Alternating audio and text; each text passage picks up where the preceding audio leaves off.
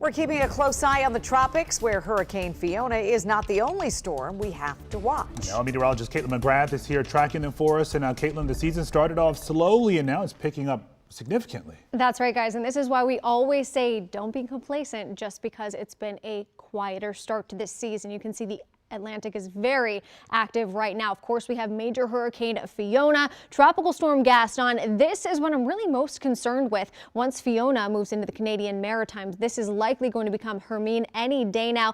And I'm sorry about that red flash you see there. That's just bad satellite data that is working through our computer system. We have two other tropical waves working their way off the coast of Africa, one with a 30% chance of development in the next 5 days and another closer to Africa with a 60% chance of development. But that actually looks to push off to the north here over the next several days. No threats as of now. So Hurricane Fiona still a Category 4 storm with sustained winds of 130 miles per hour, moving to the northeast very quickly now at 20 miles per hour. It was crawling a little bit earlier this week, but really starting to pick up that forward motion, brushing to the west of Bermuda. They'll experience those hurricane conditions starting tonight, though. That's why a hurricane warning is in effect for the island. And then the storm continues very powerful as it moves towards the Canadian Maritimes. They'll start to feel impacts tomorrow night with a landfall likely sometime on Saturday. There are hurricane and tropical storm warnings in effect for the Canadian Maritimes ahead of the impact starting tomorrow night. Tropical Storm Gaston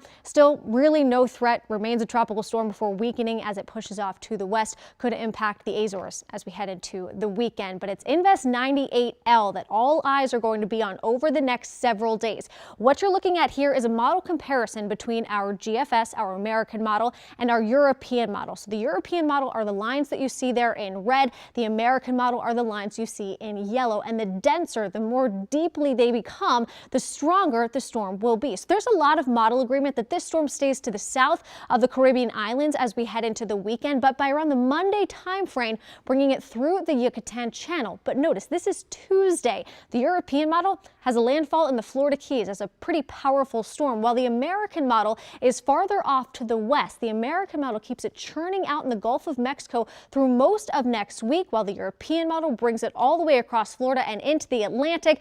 And impact from the European model, or the American model rather, really not until the end of next week. So like Topper talked about at 5 o'clock, this is a very uncertain forecast. Lots to fine tune here over the next several days. Our spaghetti plots, which each line represents a different potential model outcome, really all over the map. So the takeaway here is check back in frequently. We'll be keeping a really close eye on this storm. All right, Caitlin, thank you.